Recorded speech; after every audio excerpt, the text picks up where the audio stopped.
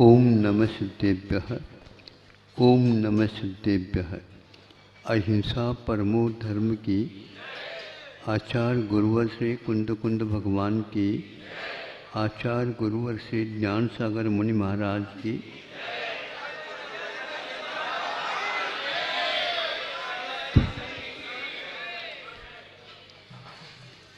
आज तीसरा दिन है, तीसरा अध्याय का। आज आप लोगों ने स्वरूप कहाँ कहाँ पर क्या क्या है कि असंख्यात योजनों में फैली हुई है भूमि आदि आदि के बारे में भी आपने सुन लिया, और यहाँ तक कि एक बाल का भी वहाँ पर प्रमाण बताने का भी आगम में उल्लेख मिलता है। आप लोग यूँ ही छोड़ना चाहते हो, ऐसा नहीं होता। सीमा रेखा बहुत महत्वपूर्ण है। उसमें एक मनुष्य लोक के बारे में एक सूत्र आता मानुषोत्तर पर्वत के विषय को लेकर के। उस मानुषोत्तर पर्वत को कहाँ पर माना जाए?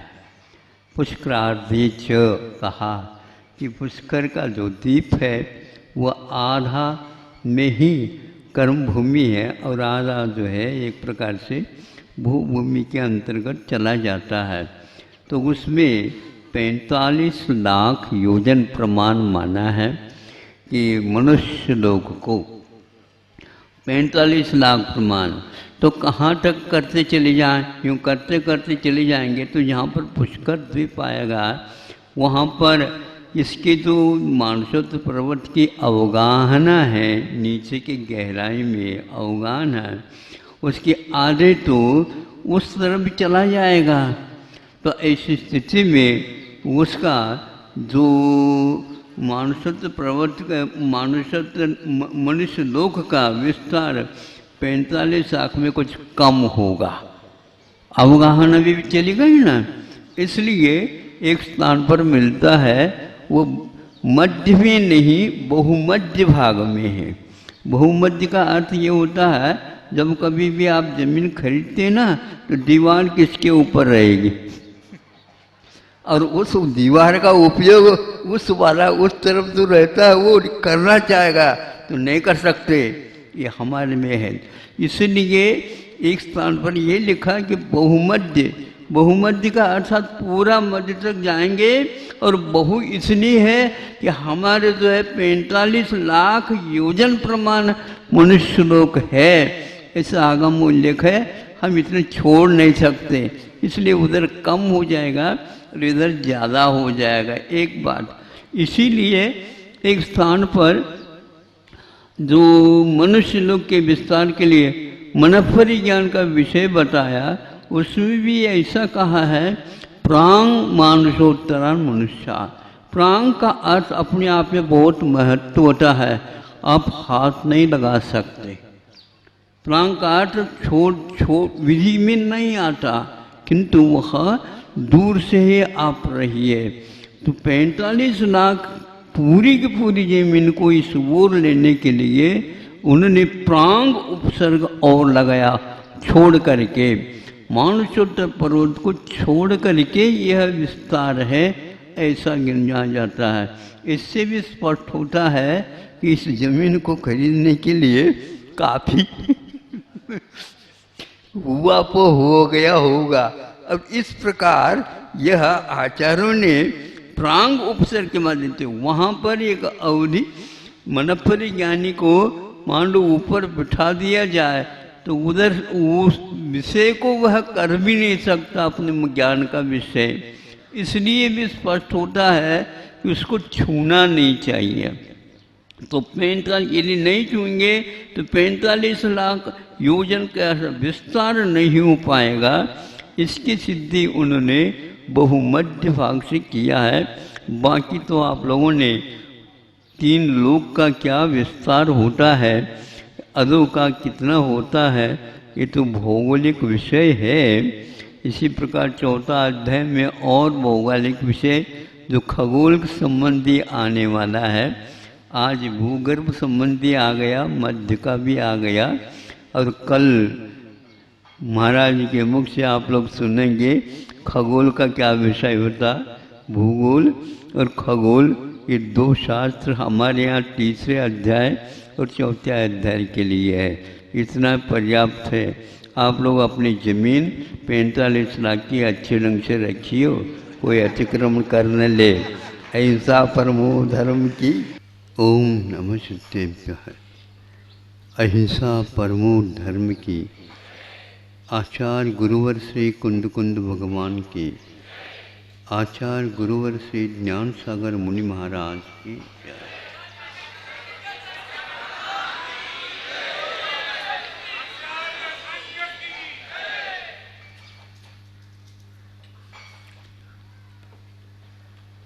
आज चौथा दिन है पर्व का।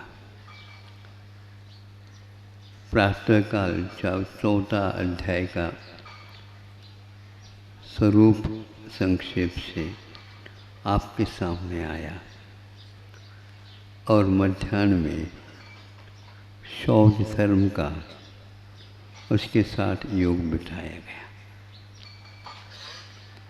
क्रमशः 4 कषाय होते, क्रोध, मान, माया और लोभ। कहीं कहीं पर ऐसा उल्लेख मिलता है, क्रोध के अग्नि को शांत करने के लिए क्षमा नीर की धार का काम करता है। मान की कठोरता को मृदुता में परिवर्तित करने का श्रेय माधव धर्म को जाता है और कुटिलता को मिटाने के लिए आर्जव धर्म आपके पास कल आया था। आज लोभ को यदि आप छोड़ना चाहते, महाराज कैसे छोड़े लोभ? कोई बाधा नहीं, लोभ तो आप करते ही हैं। जब लोभ करते हैं तो ऐसा लोभ करो जिसके द्वारा हमेशा के लिए ही रोम का, यहाँ से लोभ का दूर होना संभव है। योग से, वैसे व्यवहार से आपके इस देश में लोकतंत्र आया है, लोभतंत्र को हटाने के लिए। लोभतंत्र स्वार्थ सिखाता है और अपने ही पेट की ओर देखता है। लोकतंत्र एक स्थान पर उल्लेख है। लोक का तंत्र वह है जहाँ पर लोक का ही संग्रह किया जाता है, लोभ का नहीं। आप जड़ के संग्रह में क्यों लगे हो? आप चेतन के संग्रह में लग जाओ, उनको ग्रहण करते ही जाओ आप, और उनके साथ कुछ ऐसे वचन का व्यापार करो। कोई आपके पास आ रहा है, आप कहाँ से आ रहे हैं, आपका मुकाम कहाँ रहता है, कैसे आए हैं यहाँ पर आपका और क्या है, आदि आदि पूछने के अपेक्षा से आपको किसकी आवश्यकता है बता दीजिए। ऐसे यदि पूछ ले तो वो कहेगा कि यह ऐसा मेहमान कौन आया जो जीवन में सारे मेहमान तो मेहरबान कर जाते हैं, किंतु ये तो मेहमान कुछ अलग ही तुमसे पूछ रहा। हम अभी तक आत्मीयता के बारे में उनके सामने कोई प्रस्तुति नहीं की। जनक राजा हुए हैं जो सीता के पिता के रूप में स्वीकारा जाता है। वैसे इतिहास सीता के बारे में बहुत कुछ कहता है। कुछ भी हो तो सबके लिए योग्य है।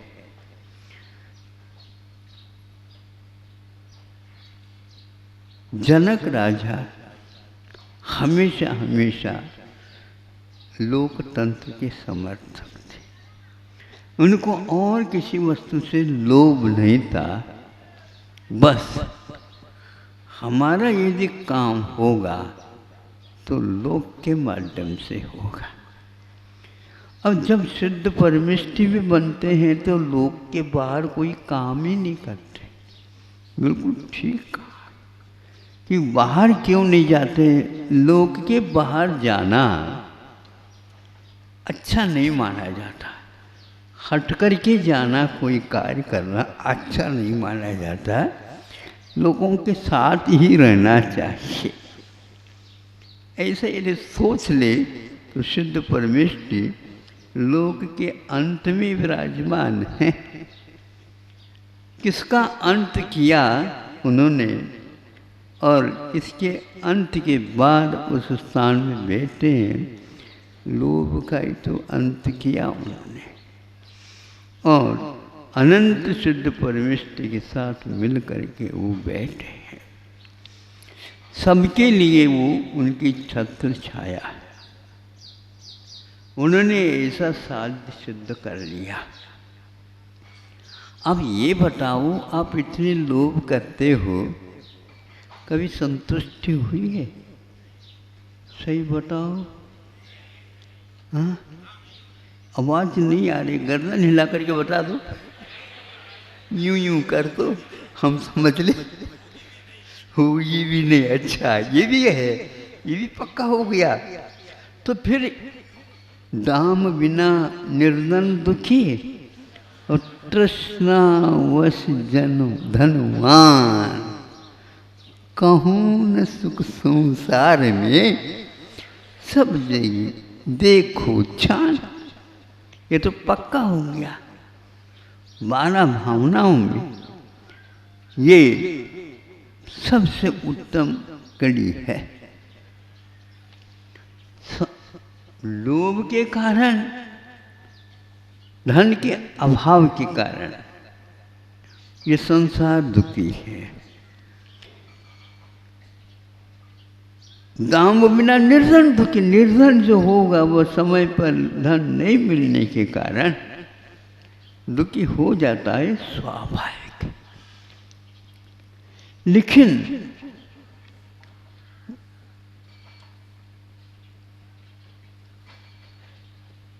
तृष्णावश धनवान का, तृष्णा का अर्थ एक प्रकार से प्यास होती। कितनी भी प्यास लगी हो, आप बैठ करके या खड़े हो करके शांति के साथ, उत्साह के साथ पानी पीना प्रारंभ कर दो। ये 1, 2, 3, 4 मिनट के भीतर आपकी प्यास शांत हो जाएगी, जो कि बहुत दिन से प्यास लगी थी। ये प्यास इतने अहितकारी नहीं, बल्कि प्यास लग जाना और भूख लग जाना ये औदानिक शरीर का धर्म है। यदि आप इसको यह पेट्रोल दे करके समय पर कुछ और खोज करोगे, अवश्य ही आपको अविनश्वर सुख प्राप्त होगा। ये तृष्णा के कारण धन होवान हो करके भी ये क्यों सता रहा? अपने आप को क्यों सता रहे हो? तृष्णा तो कभी मिटती नहीं जो जिसकी धन की तृष्णा होती। प्यास बुझ सकती है, लेकिन वह तन की हो, मन की प्यास बुझ नहीं सकती। ये पक्का हो गया? हाँ, किसके माध्यम से हो गया? अच्छा, ये यदि पक्का हो गया, अच्छे अच्छे व्यक्तियों को पूछने के उपरांत मन की प्यास यदि बुझती नहीं है बल्कि दिन दुगुनी और रात चौगुनी बढ़ती जाती है।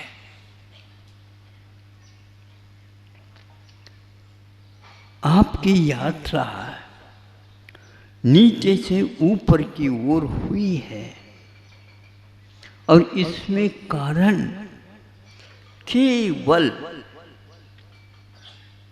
क्या रही है? जो तृष्णा है उसको आपने नियंत्रण में रख दिया। जहां पर मन नहीं था,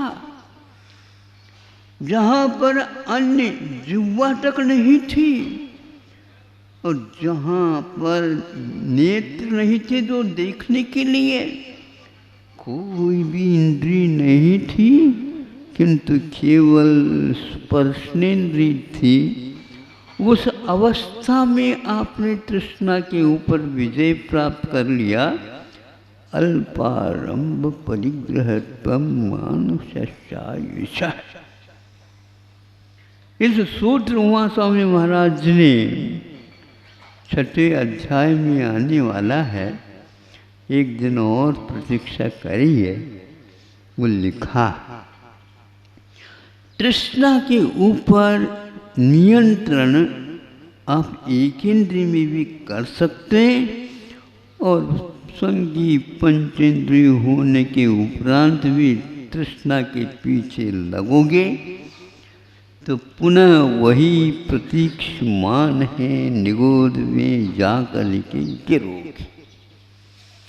वहाँ से कोई उपदेश दे करके आपको हाथ का आलम्बन ले करके उठाएगा नहीं। और आपका क्या होगा भविष्य? आचार्य कहते हैं काल अनंत निगूढ़ मझारा। महाराज लगता तो है ही है विश्वास, लेकिन समझ में क्यों नहीं आता? मतलब जो मन वाला होता उसको ही समझ में नहीं आता और एक इंद्रिय को तो समझ में आ गया। जो उपदेश के बिना ही उसने ऐसा पुरुषार्थ कर डाला और बिना पुरुषार्थ के वह मनुष्य आयु का बंद कर ही नहीं सकता।